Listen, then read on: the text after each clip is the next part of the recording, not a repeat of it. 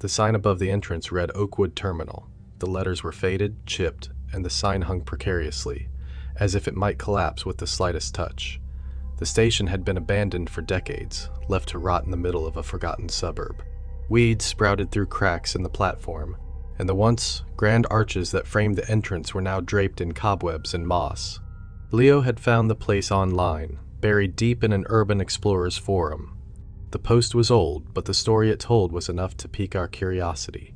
The last train to ever depart from Oakwood Terminal had derailed just a mile outside the station. Everyone on board had died. The place was closed down the next day, and no one ever talked about it again. The perfect spot for our next exploration. There were 4 of us. Leo, the de facto leader of our little group. Rachel, his girlfriend and a thrill seeker in her own right. Marcus, the skeptic who always insisted on documenting everything. And me, the one with just enough sense to be scared, but never enough to say no.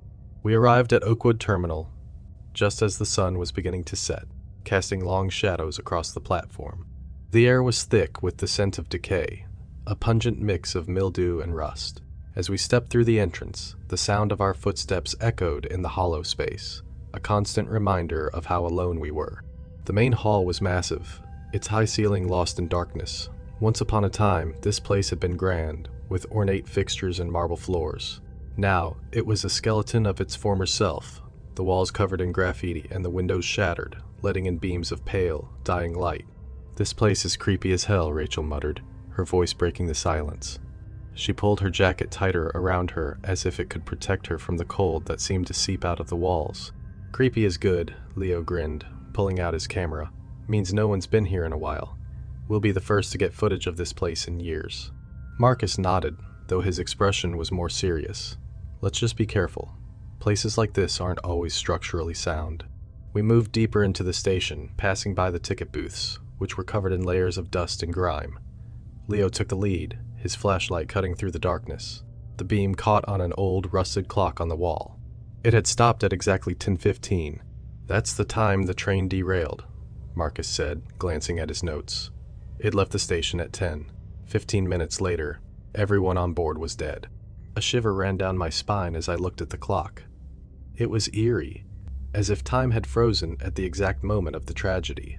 We continued on, our footsteps the only sound in the oppressive silence. The deeper we went into the station, the colder it became.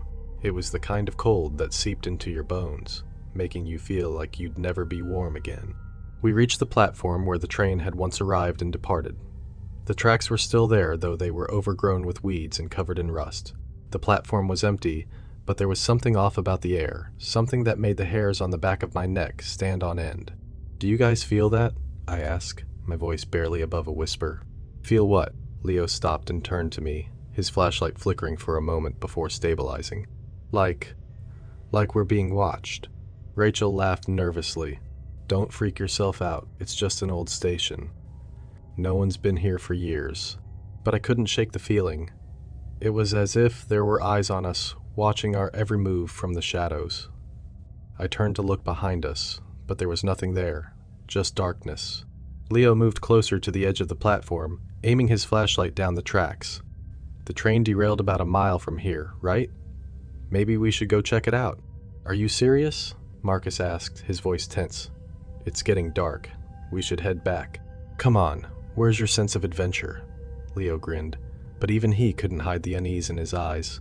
Before anyone could respond, there was a sudden rush of wind that swept through the station, cold and biting.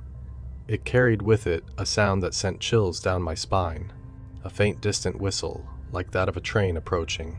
We all froze, listening as the sound grew louder, more distinct. "Is that—" Rachel began, but she didn't need to finish. We all knew what it was. A train. But how? The tracks had been abandoned for decades. There was no way a train could still be running on them. And yet the sound was unmistakable. The whistle, the chugging of the engine, the screeching of the wheels on the rusted tracks. It was all there. We backed away from the platform as the sound grew louder until it felt like the train was right on top of us. But there was nothing there. The tracks were empty, the platform deserted. And yet, the sound persisted, as real as if the train were barreling toward us at full speed. "This isn't possible," Marcus whispered, his face pale. "There can't be a train." But the sound didn't stop. It was as if the train was right there, invisible but very real.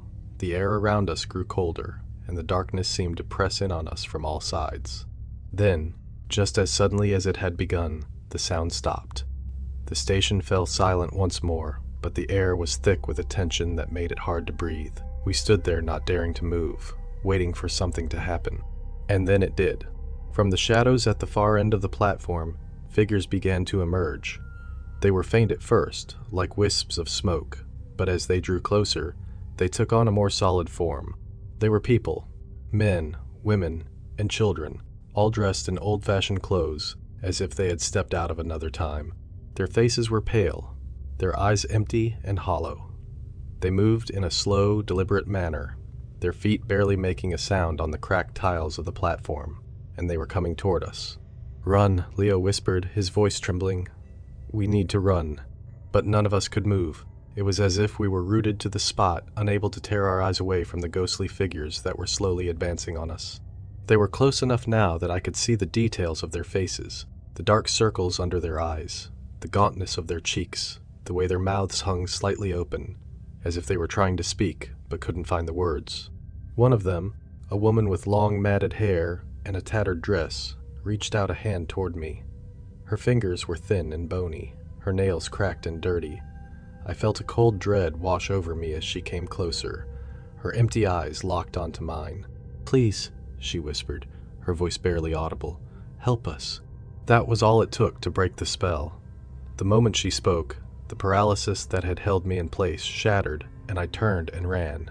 The others were right behind me, our footsteps echoing loudly in the empty station as we sprinted back the way we had come. But the ghosts were not far behind. I could hear them, their whispers growing louder, more desperate. "Help us," they repeated over and over, their voices like a chorus of the damned. We reached the entrance, but the door that we had come through was now closed. Leo slammed into it, trying to force it open, but it wouldn't budge. The whispers grew louder, the ghosts closer. I could feel their cold breath on the back of my neck, their fingers brushing against my skin. With a final heave, Leo managed to get the door open, and we tumbled out onto the platform outside. The cold night air hit me like a slap, but I didn't stop running. None of us did. We didn't stop until we were back at the car, gasping for breath and shaking with fear. We didn't speak on the drive back. The only sound was the low hum of the engine and the occasional sniffle from Rachel, who was trying to hold back tears. My mind was racing, trying to make sense of what had just happened. But no matter how hard I tried, I couldn't shake the image of those ghostly faces, their empty eyes, their cold, bony fingers. When we finally reached Leo's place, we all sat in the car for a moment, staring straight ahead, too shaken to move. It was Leo who finally broke the silence. "What the hell just happened?" he asked, his voice hoarse. None of us had an answer. We just sat there, the memory of those ghosts still fresh in our minds. But there was one thing I knew for sure: I would never set foot in Oakwood Terminal again. That night, as I lay in bed, I couldn't sleep. Every time I closed my eyes, I saw them. The ghostly passengers, their hollow eyes, their desperate whispers. "Help us," they had said. But what could we do? They were already dead, trapped in that station forever. The days that followed were a blur of sleepless nights and constant dread. None of us talked about what happened at Oakwood Terminal, but it was always there, lurking in the back of our minds. I could see it in the way Leo's hands shook when he thought no one was looking, in the way Rachel avoided dark places, in the way Marcus refused to review the footage he had captured that night. But the worst part was the dreams. Every night, I dreamed of the station. I saw the clock, frozen at 10:15.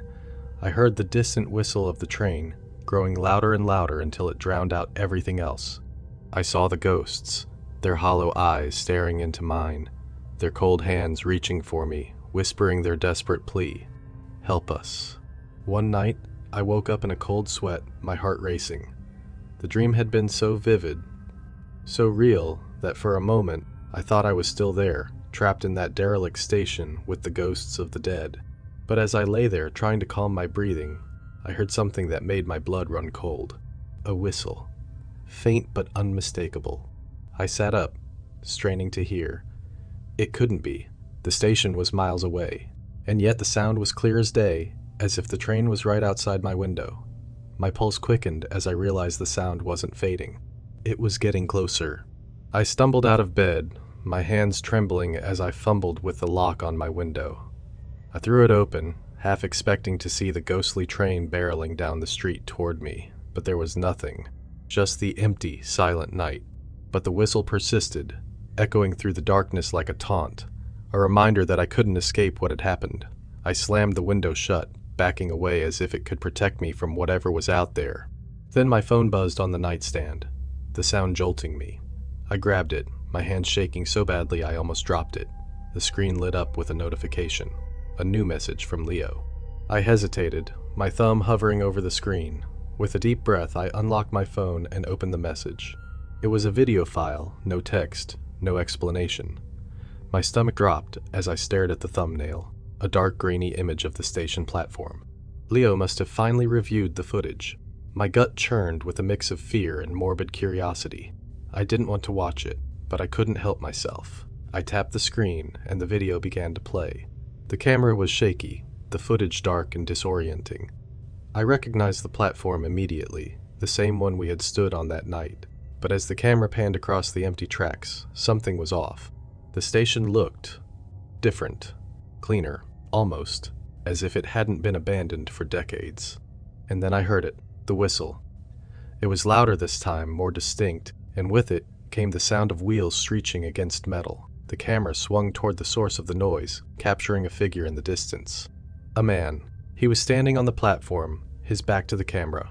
He was dressed in an old-fashioned conductor's uniform, his posture rigid, formal. He was waiting. The camera zoomed in, the image blurring for a moment before focusing on the man's face. But when it did, I wished it hadn't. His face was pale, too pale, and his eyes were dark, hollow voids. He turned slowly, as if sensing the camera's presence, and stared directly into the lens. My breath caught in my throat. It was him. The conductor from the ghost train. The man who had been leading the ghostly passengers that night. But now, he was here, in Leo's footage, looking straight at me, as if he could see me through the screen. And then he smiled. It was a grotesque smile, too wide, too knowing. He raised a hand and gestured, beckoning the camera, or whoever was watching, toward him. The train's whistle grew louder, the sound filling the room, drowning out everything else. I dropped the phone, the screen going black as it hit the floor, but the sound didn't stop. The whistle was still there, echoing in my ears, growing louder and louder until I thought my head would split open. I clamped my hands over my ears, but it was no use. The sound was inside me, tearing me apart. And then, just as suddenly as it had started, the whistle stopped. I was left standing in the silence, my heart pounding, my ears ringing. My phone lay face down on the floor, the screen cracked, but I didn't dare pick it up. I was too afraid of what I might see. The next day, I tried to contact Leo, but he didn't answer.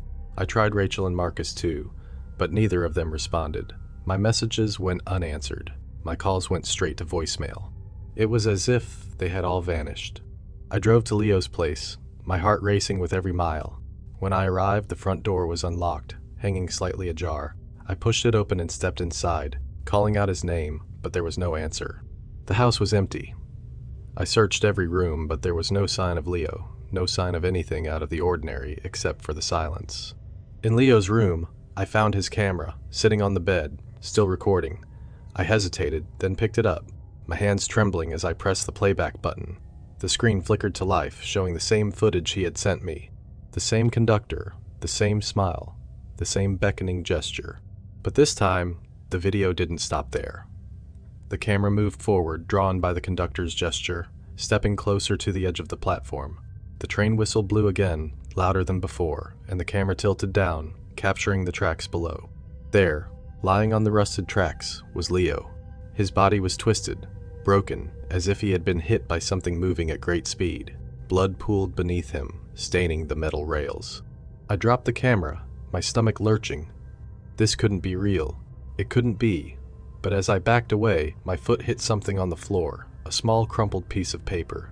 I picked it up, unfolding it with trembling hands. It was a train ticket, old and worn, the date printed on it barely legible. But I could make out one thing clearly: the destination, Oakwood Terminal. The ticket slipped from my fingers, fluttering to the ground. I stumbled out of the house, my mind reeling. This was impossible. It had to be a nightmare, some twisted dream I couldn't wake up from.